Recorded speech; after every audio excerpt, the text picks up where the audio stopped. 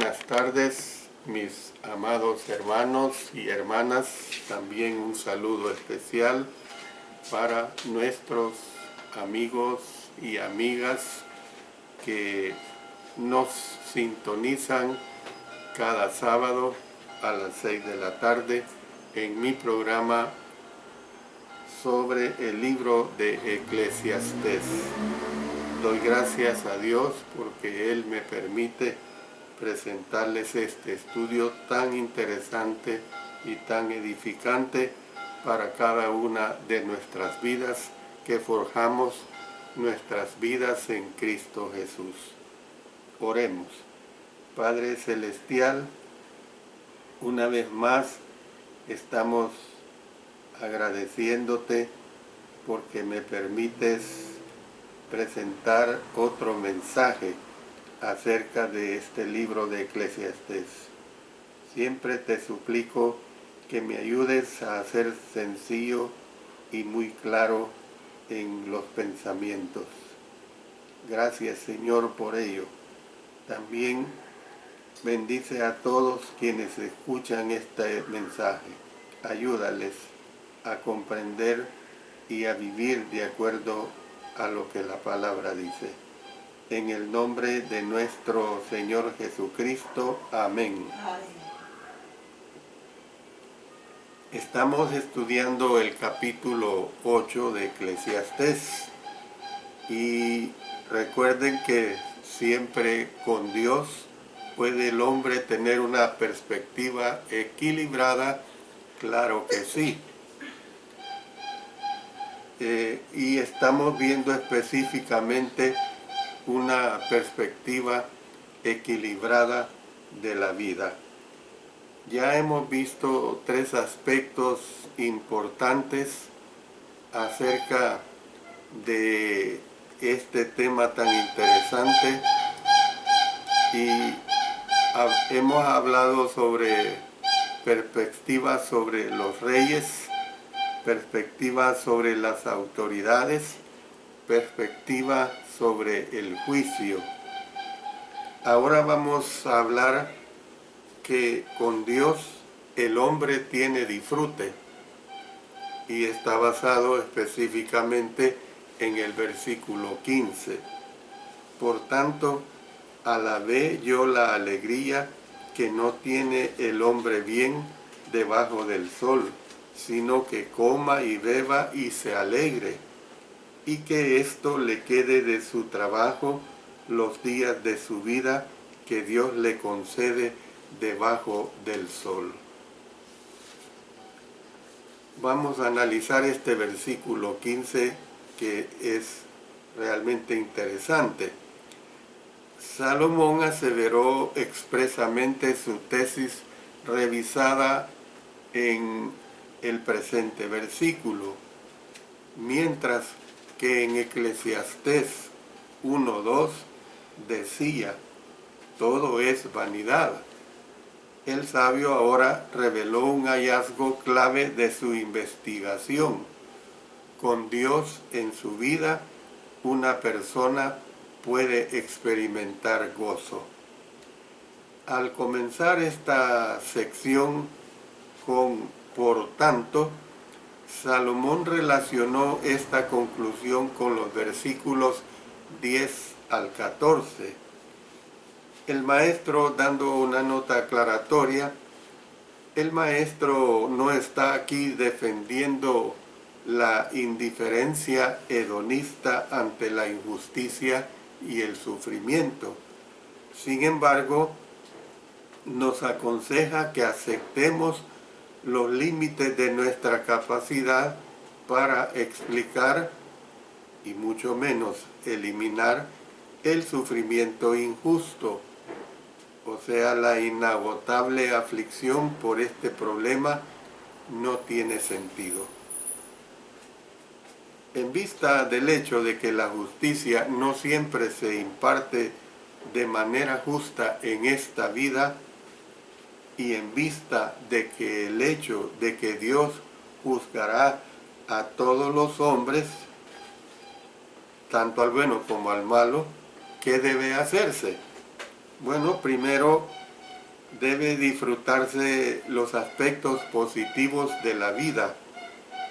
Por eso Eclesiastés 15 nos habla así, de esta manera. Por tanto, alabé yo la alegría que no tiene el hombre bien debajo del sol, sino que coma y beba y se alegre, y que esto le quede de su trabajo los días de su vida que Dios le concede debajo del sol. Segundo, debe evitarse juzgar los caminos de Dios, porque nunca entenderemos completamente por qué Dios hace lo que hace. Recordando en los versos, o mejor dicho, pasando a los versos 16 y 17 que vamos a analizar posteriormente, dice: yo pues dediqué mi corazón a conocer sabiduría y a ver la faena que se hace sobre la tierra, porque hay quien ni de noche ni de día ve sueño en sus ojos. Y he visto todas las obras de Dios, que el hombre no puede alcanzar la obra que debajo del sol se hace. Por mucho que trabaje el hombre buscándola, no la hallará. Aunque diga el sabio que la conoce, no por eso podrá alcanzarla. Por último, o sea, en tercer lugar, debe vivirse con confianza y con seguridad, sabiendo que todo está en las manos de Dios. Adelantándonos a lo que veremos en el capítulo 9, dice el versículo 1: ciertamente he dado mi corazón a todas estas cosas para declarar todo esto, que los justos y los sabios y sus obras están en la mano de Dios. Que sea amor o que sea odio, no lo saben los hombres, todo está delante de ellos. La premisa que se introdujo en Eclesiastés capítulo 2, recordemos los versos 24 al 26. No hay cosa mejor para el hombre sino que coma y beba y que su alma se alegre en su trabajo. También he visto que esto es de la mano de Dios, porque ¿quién comerá y quién se cuidará mejor que yo? Porque al hombre que le agrada, Dios le da sabiduría, ciencia y gozo, mas al pecador da el trabajo de recoger y amontonar para darlo al que agrada a Dios. También esto es vanidad y aflicción de espíritu. Y se repitió este pensamiento en Eclesiastés capítulo 5 versos 18 al 20. He aquí, pues, el bien que yo he visto, que lo bueno es comer y beber, y gozar uno del bien de todo su trabajo con que se fatiga debajo del sol, todos los días de su vida que Dios le ha dado, porque esta es su parte. Asimismo, a todo hombre a quien Dios da riquezas y bienes, y le da también facultad para que coma de ellas y tome su parte y goce de su trabajo, esto es don de Dios, porque no se acordará mucho de los días de su vida, pues Dios le llenará de alegría el corazón. Entonces, ¿qué es lo que vemos? Que se da aquí nuevamente que la vida puede ser disfrutada a pesar de todo el mal que hay en el mundo por alguien, es decir, la vida puede ser disfrutada por alguien que incorpora a Dios en su vida. Salomón estaba diciendo que deberíamos disfrutar la vida. Es una elección. El que no disfruta la vida tiene un problema con su enfoque y actitud. Es decir, aquella persona que vive amargada. aquella persona que no le siente sabor a la vida bajo ningún punto de vista. Hay que entender lo que aquí se nos está diciendo acerca del disfrute sano de lo que es la vida, porque la vida nos ha sido dada por Dios. Salomón alabó la alegría y aconsejó a cada quien debajo del sol a que coma y beba y se alegre. Como se señaló anteriormente en Eclesiastés versos 24 y 25 del capítulo 2, no hay cosa mejor para el hombre sino que coma y beba y que su alma se alegre en su trabajo. También he visto que esto es de la mano de Dios, porque ¿quién comerá y quién se cuidará mejor que yo? Este tipo de vida se sugiere solo para el que tiene a Dios en su vida. De lo contrario, carece del equilibrio y la moderación que Dios requiere y se deteriora en egoísmo e iniquidad. Salomón señaló que esta perspectiva, o sea, la elección pues de ser feliz, es una que Dios le concede junto con el trabajo de la vida. Dios requiere un equilibrio entre el trabajo y el placer. Esta es una realidad. Tiene que haber ese equilibrio entre el trabajo y el placer, por supuesto, hablando del placer sano. Es a eso que tenemos que adentrarnos y entender en los conceptos que se nos presentan aquí en el libro de Eclesiastés. El desafío es el siguiente: ¿cómo hacer lo que requiere el versículo 12? O sea, los que temen a Dios ante su presencia. Y lo que sugiere el versículo 15, disfrutar de los placeres, de comer, beber y alegrarse. ¿Cómo hacer? A primera vista, parecen lados opuestos del espectro espiritual. Sin embargo, si entendemos lo que Salomón estaba diciendo, apreciaremos que quienes temen a Dios no están recluidos, viviendo aislados de todo el disfrute que esta vida tiene para ofrecer. Dios creó todo lo bueno en esta tierra y desea que disfrutemos sus placeres, refiriéndonos por supuesto o énfasis en lo bueno, no los placeres malos, sino placeres aprobados por Dios con los que bendice nuestras vidas. Esos placeres se disfrutan plenamente cuando los vemos como regalos de la mano de un Dios amoroso y afectuoso.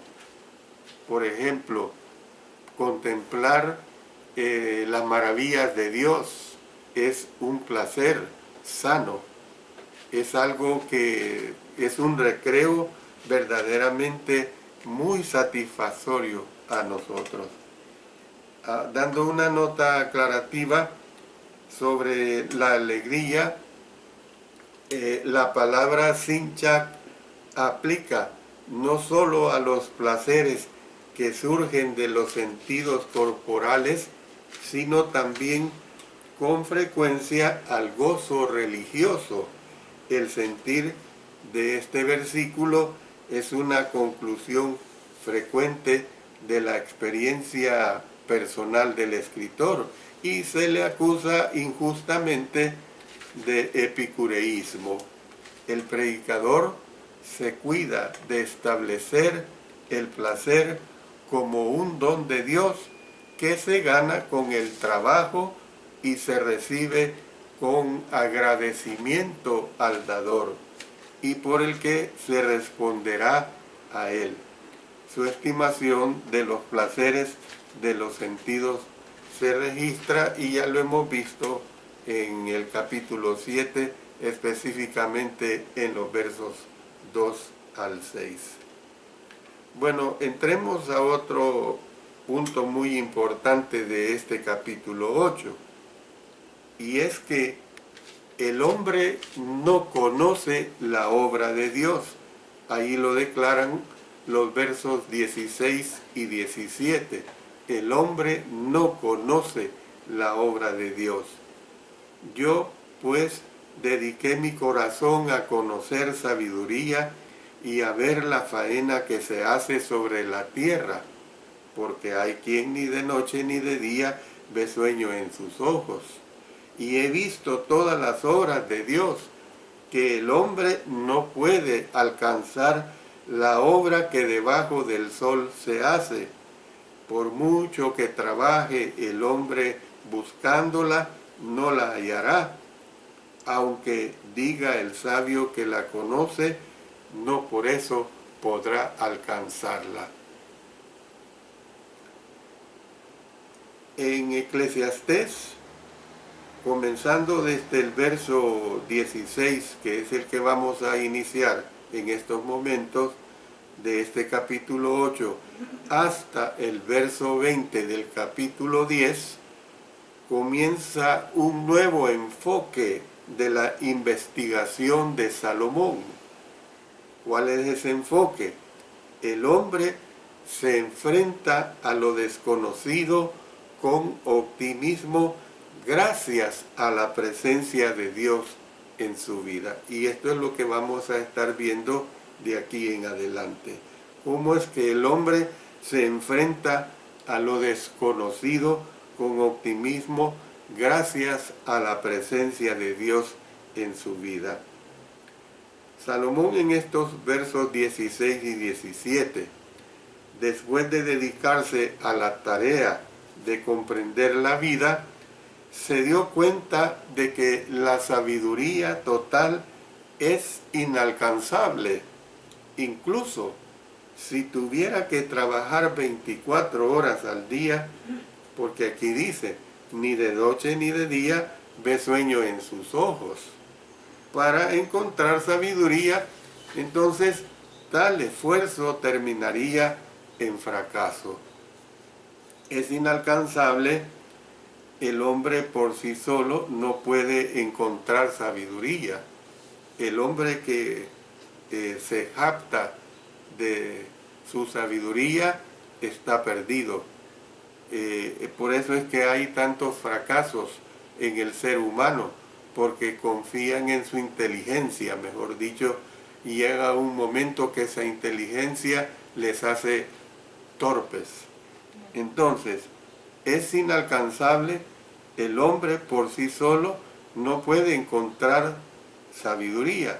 La faena que se hace sobre la tierra constituye una búsqueda sin fin para conocer el futuro, algo que el hombre no tiene el poder ni la autoridad para saber. Por eso, retrocediendo al versículo 8 que ya hemos estudiado, dice: no hay hombre que tenga potestad sobre el espíritu para retener el espíritu, ni potestad sobre el día de la muerte, y no valen armas en tal guerra, ni la impiedad librará al que la posee. Cuando contemplamos la obra de Dios, llegamos a la conclusión de que su obra es incomprensible para el hombre. Las personas necesitan aceptar que Dios ni piensa ni actúa como el hombre. Esto hay que, hermanos y hermanas, tenemos que tenerlo bien claro, que las personas necesitan aceptar que Dios ni piensa ni actúa como el hombre. Por eso mire lo que dice Isaías 55:8. Porque mis pensamientos no son vuestros pensamientos, ni vuestros caminos mis caminos, dijo Jehová. Los caminos de Dios son demasiado elevados, demasiado maravillosos, demasiado complejos para nosotros. Sus actos se basan en un conocimiento perfecto, o sea, su omnisciencia que todo lo sabe. Él conoce todos los hechos, nosotros no. Miren lo que nos dice, por ejemplo, también volviendo a Isaías 40:13. ¿Quién enseñó al Espíritu de Jehová o le aconsejó enseñándole? O sea, nadie pues. Vamos a consultar Romanos 11, versos 33 al 36. Oh profundidad de las riquezas de la sabiduría y de la ciencia de Dios. Cuán insondables son sus juicios e inescrutables sus caminos. Porque ¿quién entendió la mente del Señor? ¿O quién fue su consejero? ¿O quién le dio a él primero para que le fuese recompensado? Porque de él, y por él, y para él son todas las cosas.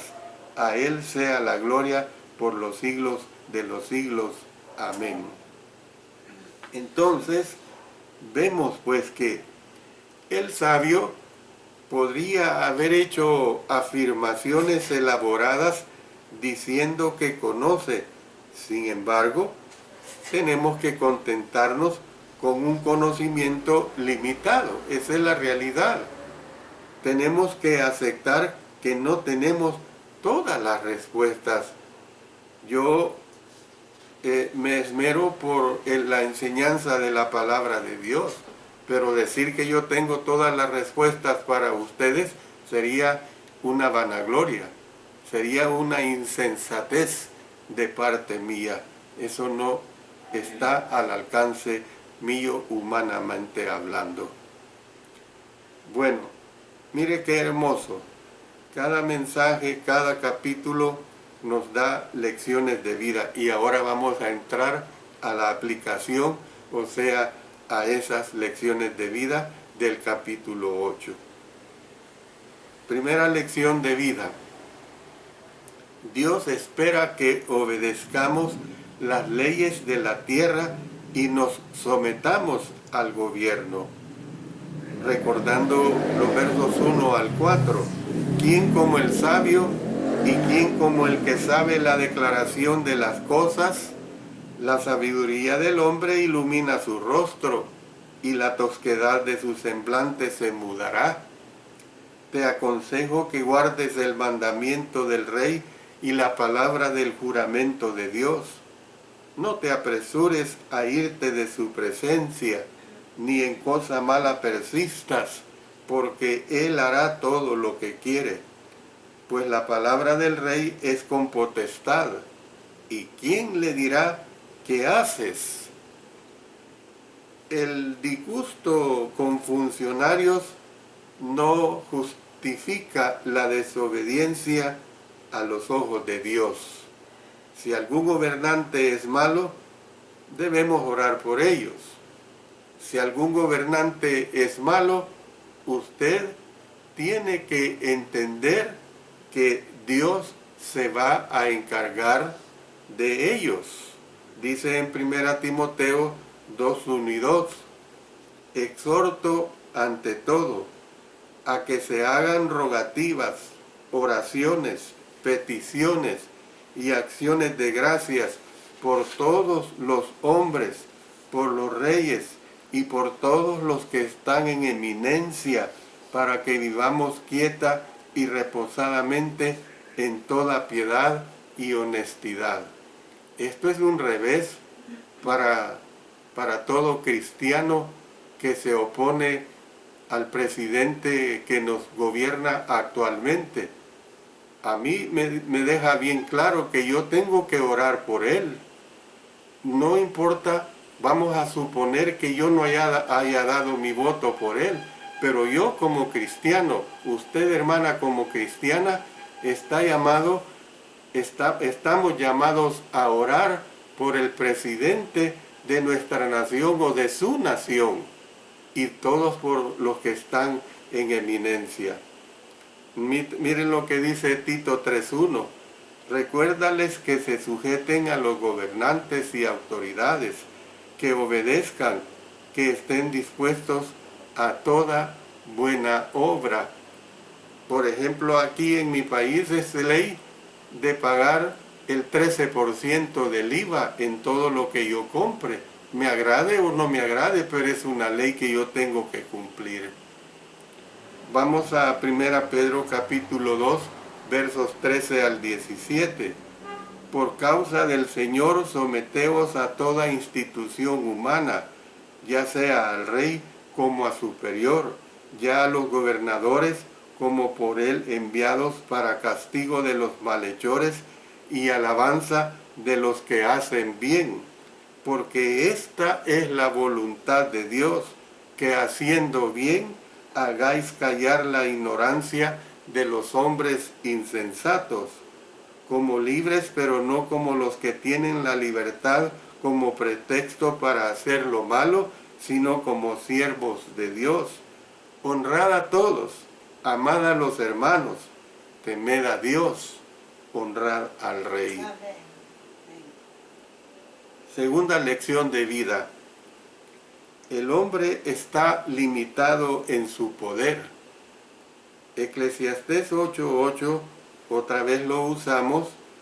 No hay hombre que tenga potestad sobre el espíritu para retener el espíritu, ni potestad sobre el día de la muerte. Y no valen armas en tal guerra, ni la impiedad librará al que la posee. Por lo tanto, debe vivir su vida reconociendo la autoridad de Dios en vista del hecho de que un día enfrentará a Dios en juicio. Dice en 2 Corintios el apóstol Pablo capítulo 5 verso 10, porque es necesario que todos nosotros comparezcamos ante el tribunal de Cristo, para que cada uno reciba según lo que haya hecho mientras estaba en el cuerpo, sea bueno o sea malo. Y en Apocalipsis capítulo 20 versos 11 al 14, y vi un gran trono blanco y al que estaba sentado en él, de delante del cual huyeron la tierra y el cielo, y ningún lugar se encontró para ellos.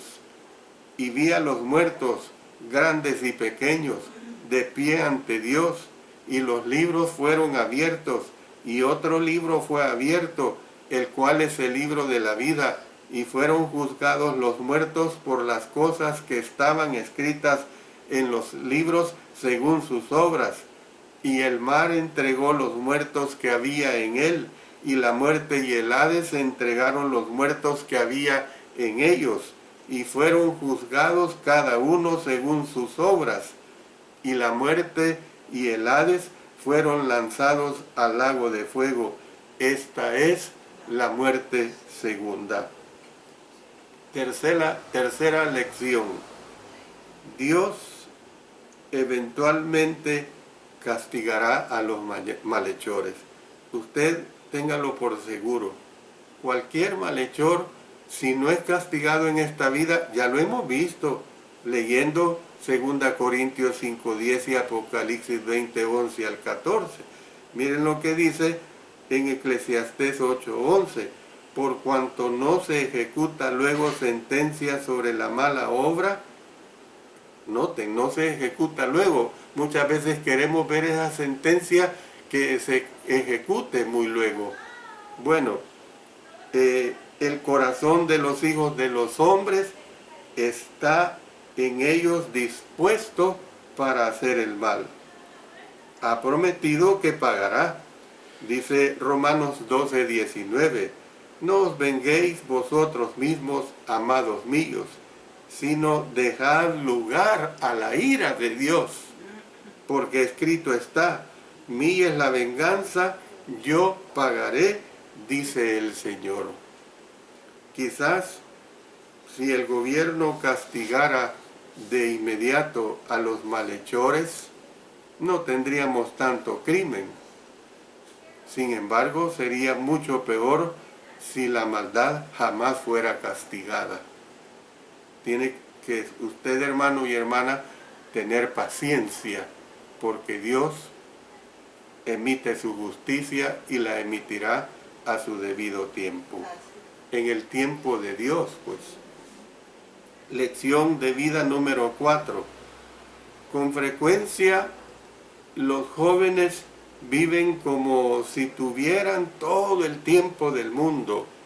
Sin embargo, la Biblia advierte sobre la brevedad de la vida.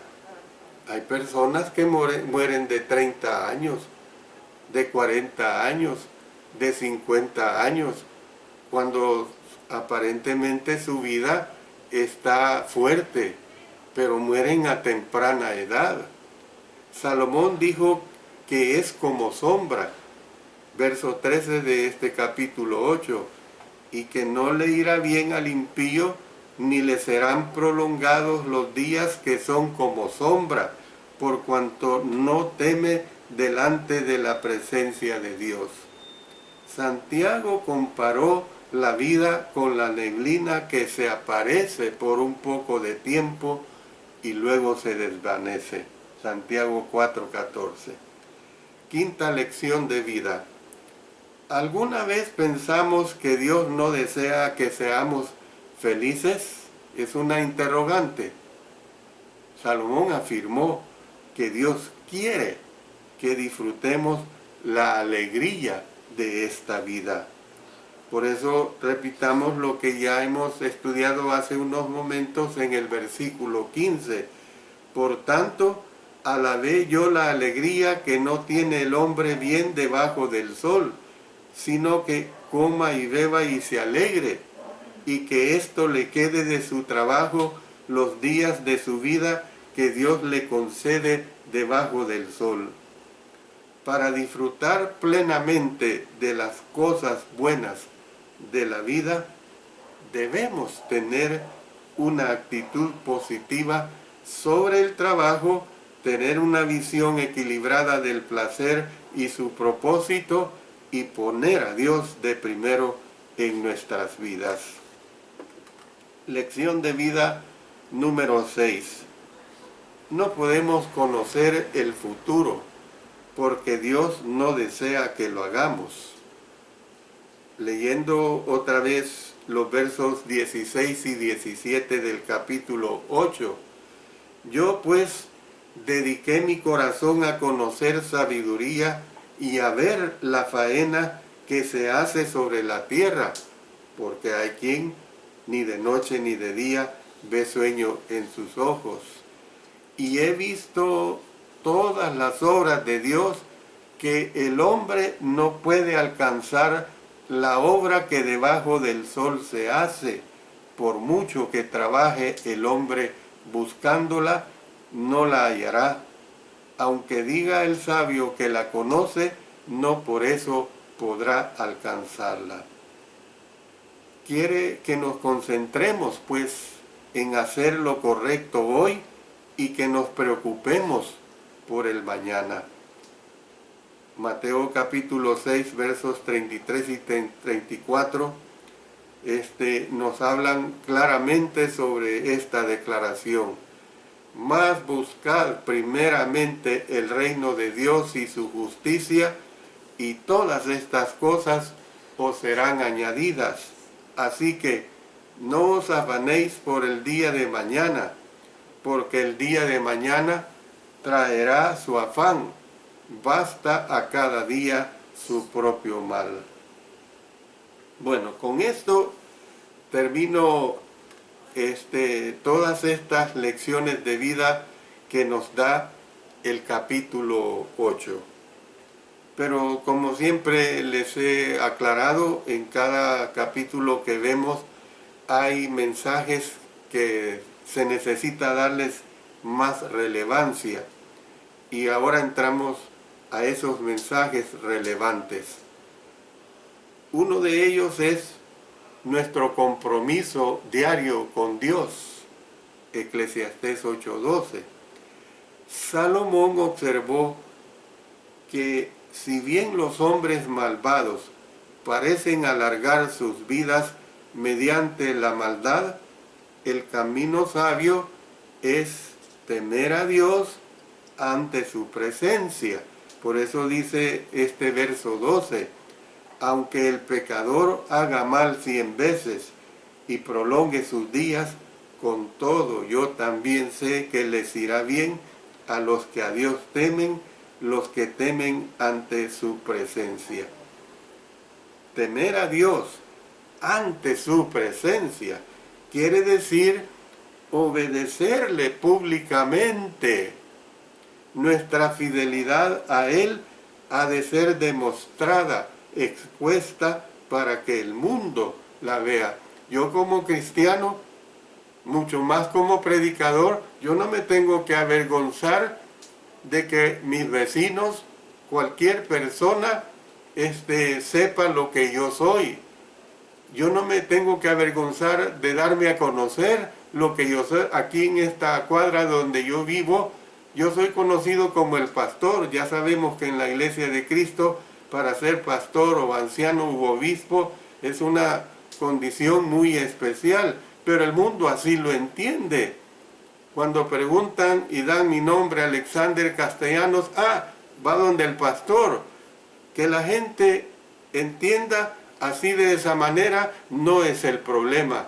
El asunto es que nosotros no debemos de avergonzarnos de lo que somos ante la presencia del mundo. Una persona puede actuar como alguien que teme a Dios, sin embargo, en realidad podría ser un hipócrita. Actúa públicamente de una manera, sin embargo, en privado se comporta de una manera diferente. Cuando está solo, vive como el mundo, haciendo lo que los cristianos jamás harían. Dios llevará a juicio los pecados secretos.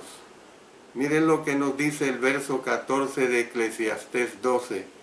Porque Dios traerá toda obra a juicio juntamente con toda cosa encubierta, sea buena o sea mala.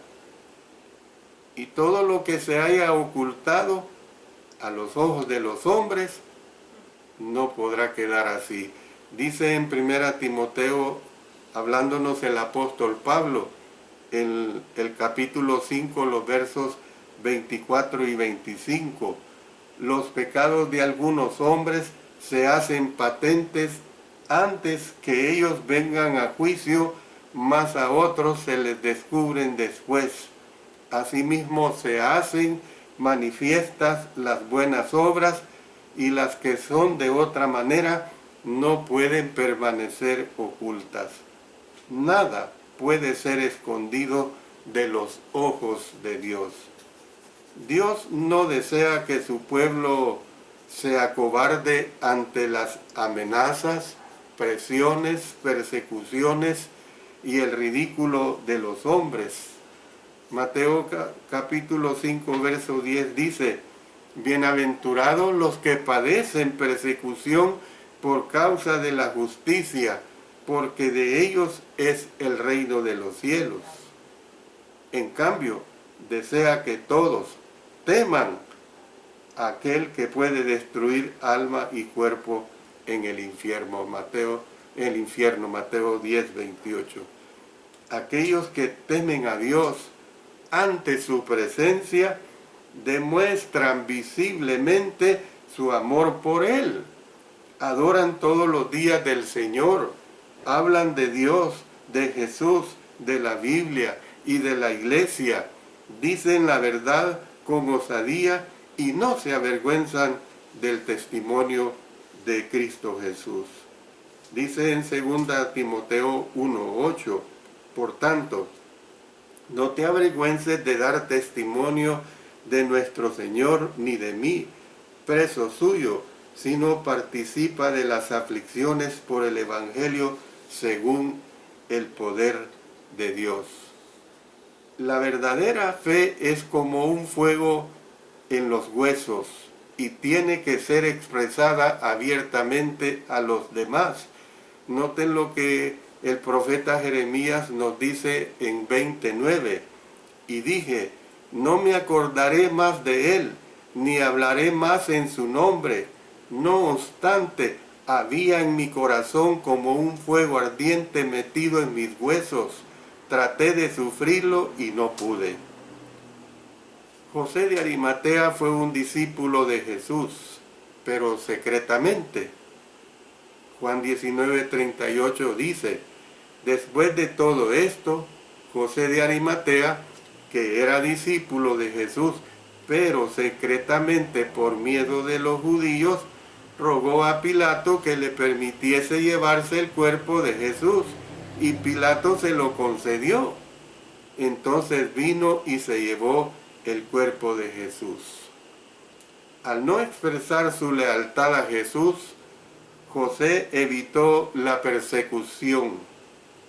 Es digno de elogio que José finalmente diera a conocer su lealtad a Jesús. Sin embargo, algunos jamás dan ese osado paso, encogiéndose ante la amenaza constante de la persecución.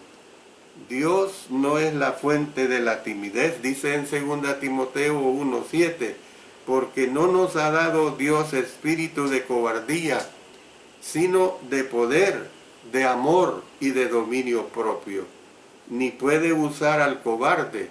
Apocalipsis 21:8 dice: pero los cobardes e incrédulos, los abominables y homicidas, los fornicarios y hechiceros, los idólatras y todos los mentirosos tendrán su parte en el lago que arde con fuego y azufre, que es la muerte segunda. Si deseamos llevar vidas piadosas en Cristo Jesús, tenemos que dejar que nuestro compromiso con Él sea conocido, incluso si resulta en persecución. Dice el apóstol Pablo en 2 Timoteo 3:12, y también todos los que quieren vivir piadosamente en Cristo Jesús padecerán persecución. Termino diciéndoles esto: si el pueblo de Dios no es una luz sobre un monte proclamando públicamente las excelencias de Dios, ¿quién lo será? Nosotros, como iglesia, tenemos que ser luz ante este mundo. He transmitido este mensaje y doy una aclaración. Ha habido problemas de internet. Yo sé que este mensaje, a mediados de que lo estaba transmitiendo, dejó de transmitirse. Doy esta aclaración, que dependemos de la tecnología, y como los mismos mensajes de Eclesiastés que he venido transmitiendo, lo humano falla. Lo humano falla. Pero el mensaje ha sido grabado y posteriormente, el día de mañana, Dios mediante, va a estar disponible y va a haber un anuncio para que ustedes lo puedan escuchar completamente. Dios bendiga su bendita palabra, Dios bendiga el mensaje presentado, y que todos nosotros nos gocemos con lo que Él nos enseña para ser mejores espiritualmente hablando. Oremos. Padre Celestial, gracias por poder transmitir este mensaje. Gracias porque tú eres majestuoso y nos permites que así sea. Cuando hay estas fallas tenemos que entenderlas, pero sabemos que pueden ser remediadas. Gracias, Señor, por toda tu bondad infinita, y que siempre tu mensaje pueda ser siempre diseminado. En el nombre de nuestro Señor Jesucristo. Amén.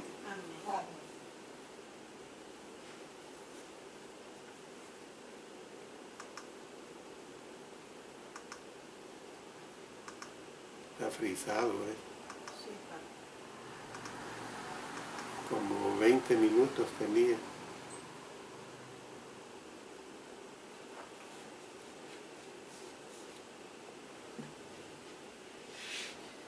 Páseme el celular, quiero ver cómo está el internet.